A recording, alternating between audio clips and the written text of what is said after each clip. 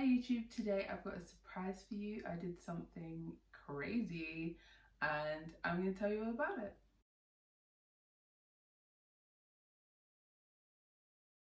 Just before we get started, I want to firstly apologise for the quality of this video. It is actually shot in HD, but it's shot on my phone. For some reason my memory card is not syncing with my camera, so I can't film with it and I don't know why, so I'm having to film on my phone at the moment, which is really frustrating, so sorry about that. Also, if you like this video, please like, comment and subscribe, really appreciate it. So today I have an announcement. I bought land in the Gambia. Now if you don't know where the Gambia is, it is the smallest country on the African continent, on the actual I suppose mainland. It's where my mum's entire family is from, so I'm half Gambian, half Jamaican if you didn't know what the other half was.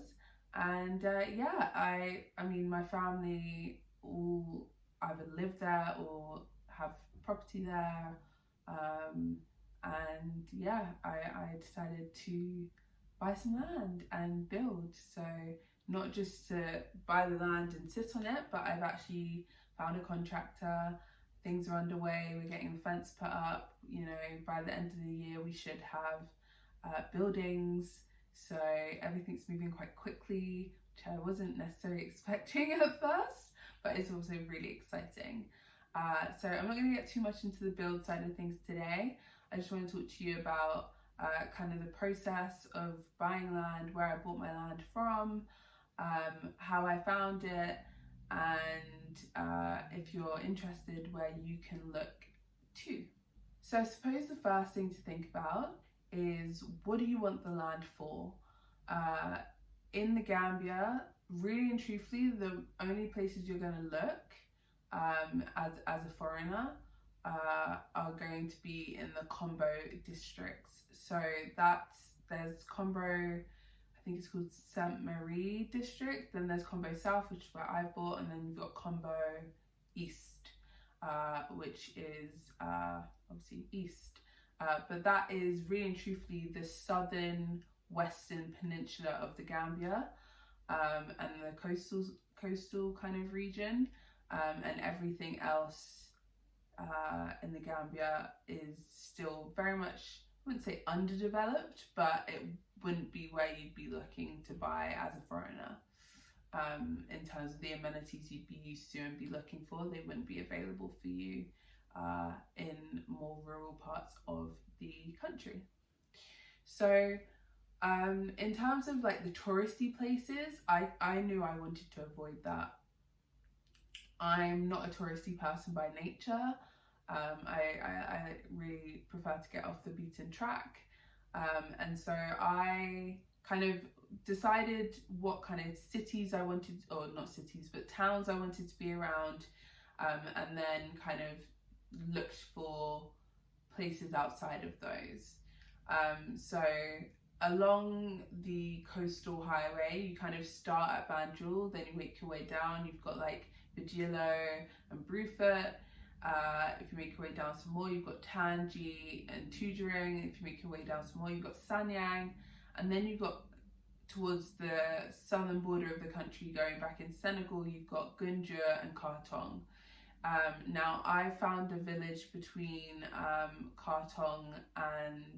between Gunjur and Sanyang on the map. It's not, I'm not going to tell you exactly where my land is obviously, but it's not too far from either of those towns, but I'm not on the coastal side of the highway. I'm actually quite rural. I'm not even in the village. I've just got a very nice plot, very big plot, where I can build kind of like a retreat, which is kind of away from everything. I do have neighbours. I've got neighbours either side of me, behind me, opposite me, etc., but nothing too built up, nothing too developed, and everyone's got quite large parcels of land, so you can still kind of keep to yourself. You're not like right on top of each other. In terms of where I bought my land from, I used a company called Gam Realty. Now, the service I received was excellent. I am in two minds. It's owned by a Dutch person, and obviously, in terms of going, well, I'm not living in Gambia, but in terms of, you know, putting money back into the continent, I would like to see my money going towards Gambian people. It is owned by a Dutch guy. I do believe he lives in the Gambia, to be fair, but everyone I dealt with was Gambian. Both the agents I dealt with were Gambian. The person I bought the land from was actually not Gambian, funnily enough, but had a property manager that was Gambian. And yeah, so I bought the land from him. Everything was facilitated by Gam Realty. It was a very easy process. They helped me with everything. They helped me get all the paperwork. It's been going really well so far. They even went out, took more pictures of the land. All the documents were already checked before I even inquired about the land. And so that's one thing you need to be really careful about when buying land in the Gambia. You need to make sure that all your documents are checked, that the person that's selling you the land is actually allowed to sell you that land. You need to make sure that you've seen the previous kind of sale agreements and papers, proving that that ownership is actually valid as well, so that you don't incur any problems in the future. And you need to get all your correct papers in order. So that would be your transfer of ownership, your certificate of occupancy, etc., from the alcalo, but also from the local council. In the Gambia, an alcalo is kind of like the village leader, I suppose, is the easiest way to put it. It's more of a kind of traditional system versus the actual kind of governmental system of the district councils. So both of those need to be in order. You can't just do one or the other. In terms of choosing Gam Realty, I chose Gam Realty just because they had the plot that I wanted, if we're being very frank. I would recommend them for the service I have received since. But I was also looking in my search, there's a gentleman named Daniel Samba. He's half Gambian, but he's currently in the UK, in London. But he has business partners out in Gambia and he sells land. So I've contacted him, I've spoken to him. He's on YouTube as Investment in the Gambia. I also looked on Access Gambia, which people can post their plots of land on there. And also the Gambia Property Shop, which is another website owned by Gambians, I am pretty sure. So there are all those places that I use to kind of source land. I did reach out to different ads on Access Gambia. I will say there are a lot of stale ads from the looks of it, just because they're, not just myself, but other people I know that have been looking have kind of followed up on ads and haven't had any response. So I think a lot of them are quite stale and they're not very good at taking them down. So I wouldn't get your heart set on any one piece of land. What I did is I had a short list, which was ranked, and then I just worked my way through the short list. I kind of contacted everyone on the list, and then had my priorities, as it were, in terms of which land I'd prefer. And I actually got my number 2, and I was looking at a good 10 different plots of land, so I'm very happy with it. And actually, what was my number 2 initially, now that I've seen it and, you know, now that it's mine and I know a bit more about it, it definitely was, if I'd known all of that at the start, it definitely would have been my number 1. It's the biggest plot of land I was looking at actually as well, and by far the most green. I've got a lot of trees on my lot. The others were quite arid, quite sandy and quite empty. One or two had, the one that was originally my number 1, I suppose, had like a massive tree on it that would have made for a very good banter bar, but also would have really restricted my design for the house. So yeah, I'm very happy with the piece of land I have. In terms of how much I paid, now I do want to preface this just by saying that the amount I paid is indicative of how low prices can be in the Gambia, but is also not a fair representation depending on where you want to be.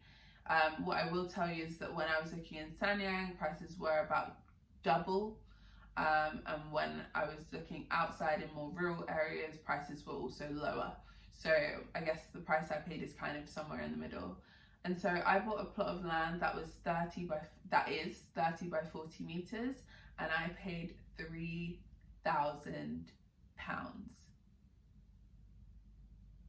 I just want to say that again. I paid £3,000. I have handbags that cost more than the piece of land that I bought, which is ridiculous. So it's definitely accessible. Don't let anyone tell you that you can't do it.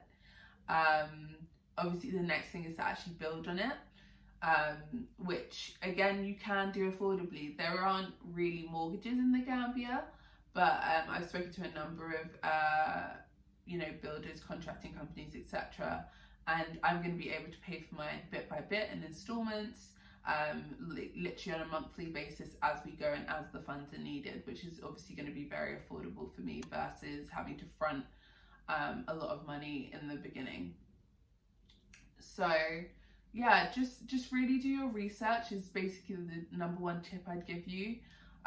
Really, do your reading. I honestly want to say I read every single piece of information I could find on buying land in the Gambia, acquiring land in the Gambia, building on land in the Gambia, types of buildings, types of laws and regulations around selling land, like everything I could find. Even now I'm still like rereading things, and I've saved it all in a folder, and now I'm getting to the stage where I can actually delete things because I've really ingested the information. But really do your research, even if it's just, in my case, £3,000. You don't want that £3,000 to go to waste, like do what you can with the funds that you have. Even if that £3,000 to you is nothing, you still want to make sure your money's going the extra mile that it can. So do your research, make sure you're not going to get screwed over by anyone, but beyond all that, make sure that you take it seriously, but you also have faith and know that you can achieve it, and you can do something wonderful that you wouldn't necessarily be able to do in the West. Now I just want to clarify in terms of my motivations for doing this. A lot of my family members do actually live in the Gambia either half the year or are planning to relocate permanently, but a lot of my family also, or friends of family, own property that they let out, and so I would really obviously like to own property that I can have forever. I'm all about building my wealth and building my assets, but at the same time, in the meantime, when I'm not planning on using it too much for my own personal use, I'll use it as a holiday home. But honestly, like, how many holidays do you take in a year? I will be letting it out as an Airbnb, and so I've taken that into consideration when designing the property I'm going to build. It's going to be suitable for my use in now in the next few years once it's complete, but also in 10 years time, in 20 years time, in 30 years time, it should still be suitable. So really planning for the future, but also planning for the present. And give yourself a timeline. Don't stretch yourself. I mean, the only thing you absolutely have to do once you get a piece of land is to fence it. The rest can wait. So if you buy a piece of land that's, for example, £5,000 or £10,000, because land can cost 10, 20, £30,000. I've even seen land going for. But if you're going to buy land, regardless of what price it is, just make sure that you know what you're going to use it for, and you plan accordingly financially. So don't undertake a project that you can't afford, basically, is what I'm saying to you. Wait on it. There's no need to rush. We're on African time here, so no rush. Just get your piece of land and then work out what you're going to do. Well, work out what you're going to do with it, but get your piece of land and then plan the strategy for that after.